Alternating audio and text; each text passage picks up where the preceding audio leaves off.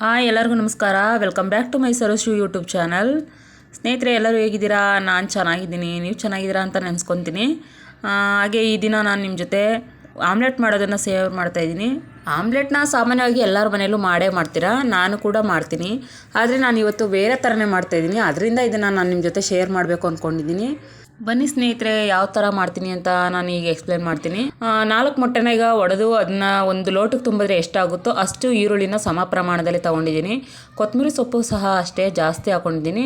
ಒಂದು ಸಣ್ಣ ಟೊಮೊಟೊನ ಸಣ್ಣದಾಗಿ ಕಟ್ ಮಾಡಿ ತೆಗೆದುಕೊಂಡಿದ್ದೀನಿ. ಮತ್ತು ನಾನಿಲ್ಲಿ ಸ್ಪೆಷಲಾಗಿ ಏನು ಮಾಡ್ತಾಯಿದ್ದೀನಿ ಅಂದರೆ, ನಾನು ಉಪ್ಸಾರ್ಗೆ ಹಾಕೋ ಗೊಡ್ಗಾರ ಇದೆ, ನೀವು ಕೇಳಿದ್ದೀರಾ ಗೊಡ್ಗಾರ ಅಂತೇಳಿ. ಮೆಣಸು ಬೆಳ್ಳುಳ್ಳಿ ಜೀರಿಗೆ ಹಾಕಿ ಖಾರ ಅರ್ದಿರ್ತೀವಲ್ಲ, ಆ ಖಾರನ ನಾನು ಯೂಸ್ ಮಾಡ್ತಾಯಿದ್ದೀನಿ. ಅದ್ರ ಜೊತೆ ಸ್ವಲ್ಪ ಗರಂ ಮಸಾಲ ಹಾಕ್ಕೊಂಡಿದ್ದೀನಿ. ಅದರಿಂದ ನಾನು ಬೇರೆ ಖಾರ ಯಾವುದು ಯೂಸ್ ಮಾಡ್ತಾಯಿಲ್ಲ. ಹಸಿರು ಮೆಣಸಿಕಾಯಿ, ಒಣಮೆಣ್ಸಿಕಾಯಿ ಬೇರೆ ಯಾವುದು ಯೂಸ್ ಮಾಡ್ತಾಯಿಲ್ಲ. ಎಲ್ಲ ಐಟಮ್ಸು ಒಟ್ಟಿಗೆ ಸೇರಿಸಿ ಅದಕ್ಕೆ ರುಚಿಗೆ ತಕ್ಕಷ್ಟು ಉಪ್ಪನ್ನ ಹಾಕಿ ಎಲ್ಲನೂ ಒಟ್ಟಿಗೆ ನೀಟಾಗಿ ಮಿಕ್ಸ್ ಮಾಡ್ಕೊತಾ ಇದ್ದೀನಿ. ಮಿಕ್ಸ್ ಮಾಡ್ಕೊಂಡು ಒಂದು 5 to 10 ಮಿನಿಟ್ ಬಿಟ್ಟು ನೆಕ್ಸ್ಟು ನಾನು ಮೊಟ್ಟೆನ ಹಾಕ್ತೀನಿ. ಯಾಕೆಂದರೆ ಎಲ್ಲ ಖಾರ ಎಲ್ಲ ನೀಟಾಗಿ ಐಟಮ್ಸ್ಗೆಲ್ಲ ಹಿಡ್ದಿರುತ್ತೆ. ಆಮೇಲೆ ಮೊಟ್ಟೆನ ಹಾಕಿ ಒಂದು 5 ಮಿನಿಟ್ ಬಿಡ್ತೀನಿ. ಎಲ್ಲ ಚೆನ್ನಾಗಿ ಒಂದು ಹದವಾಗಿ ಸೆಟ್ಟಾಗಿರುತ್ತೆ. ಆಮೇಲೆ ಇದು ಈ ಥರ ಕಾಣಿಸುತ್ತೆ. ನೆಕ್ಸ್ಟ್ ನಾವು ಇದನ್ನು ಹೆಂಚ್ ಮೇಲೆ ಹಾಕೋದಷ್ಟೇ ಬಾಕಿ ಇರುತ್ತೆ. ಬನ್ನಿ ಸ್ನೇಹಿತರೆ, ಹೆಂಚ್ ಮೇಲೆ ಹಾಕೋಣ.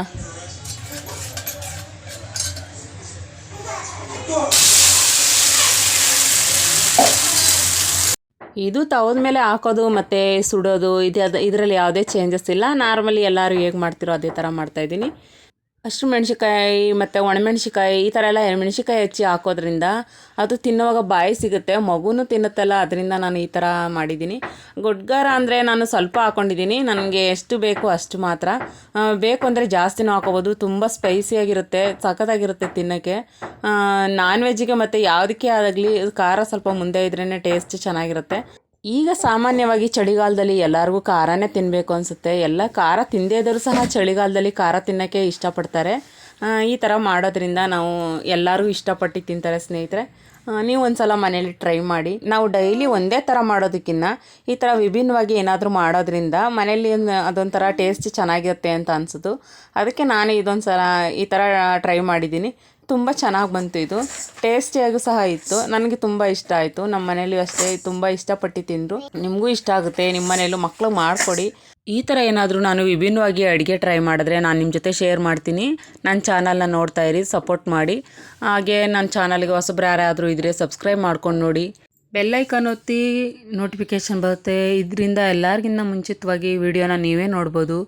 ಹಾಗೆ ಒಂದು ಲೈಕ್ ಮಾಡಿ. ನನ್ನ ಚಾನಲ್ ಇಷ್ಟ ಆದರೆ ನೀವು ಲೈಕ್ ಮಾಡಿದ್ರೆ ನಾನು ಮತ್ತೆ ನೆಕ್ಸ್ಟ್ ವೀಡಿಯೋದಲ್ಲಿ ಈ ಅಡುಗೆ ಇಷ್ಟ ಆಗಿದೆ ಅದಕ್ಕೆ ಲೈಕ್ ಮಾಡಿದ್ದಾರೆ, ನಾನು ನೆಕ್ಸ್ಟ್ ಹಾಕ್ಬೋದು ಅಂತ ನನಗೆ ಅನಿಸುತ್ತೆ.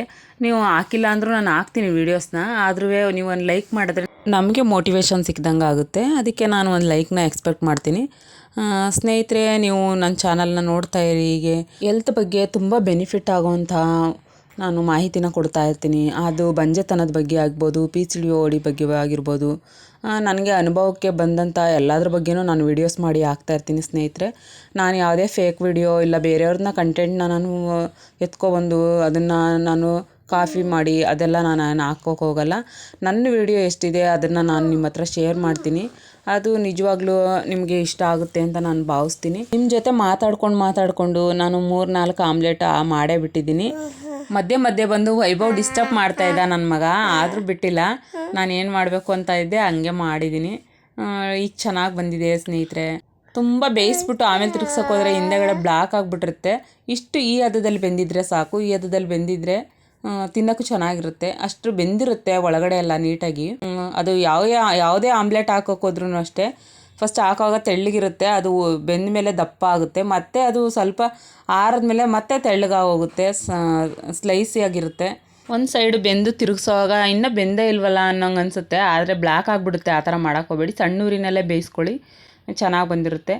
ಆಮೇಲೆ ತಿರುಗಿಸೋವಾಗ ನಿಧಾನಕ್ಕೆ ತಿರುಗಿಸ್ಕೋಬೇಕು, ಇಲ್ಲಾಂದರೆ ಮುರ್ಕೊಂಬಿಡುತ್ತೆ. ನಾರ್ಮಲಿ ಆಮ್ಲೆಟ್ ಮಾಡೋರಿಗೆಲ್ಲ ಗೊತ್ತಿರುತ್ತೆ. ಸಾಮಾನ್ಯವಾಗಿ ಯಾರು ಮಾಡಲ್ವೋ ಆಮ್ಲೆಟ್ ಅವ್ರಿಗೆ ಸ್ವಲ್ಪ ಇದ್ರ ಬಗ್ಗೆ ಗೊತ್ತಿರಲ್ಲ, ಅವ್ರಿಗೆ ಈ ಪದ ಅನ್ವಯಿಸುತ್ತೆ. ಆಮೇಲೆ ನೀವು ನಮಗೆ ಬರುತ್ತೆ ಇದನ್ನೆಲ್ಲ ಯಾಕೆ ಹೇಳ್ತಾರೆ ಅಂತ ತಿಳ್ಕೊಳಕ್ಕೆ ಹೋಗ್ಬೇಡಿ ಸ್ನೇಹಿತರೆ. ನೋಡಿ, ಆಗಿದೆ ಆಮ್ಲೆಟು, ಫುಲ್ ರೆಡಿ ಆಯಿತು. ಇದನ್ನು ನಿಮಗೆ ಈ ರೀತಿ ನಾನು ತೋರಿಸ್ತಾ ಇದ್ದೀನಿ.